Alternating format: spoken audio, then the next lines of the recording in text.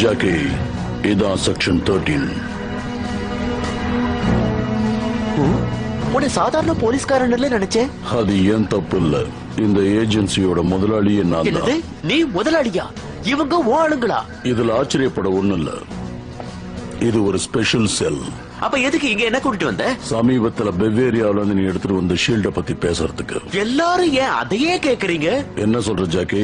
இன்னைக்கு அந்த ஷீல்ட பத்தி என்கிட்ட கேக்குற ரெண்டாவது ஆள் நீ. நான் பயந்த மாதிரியே நடக்குது.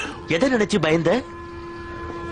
உலகத்துல உள்ள பெரிய பெரிய குற்றங்களை கண்டுபிடிக்க தான் இந்த செக்ஷன் 13 உருவாக்கப்பட்டது.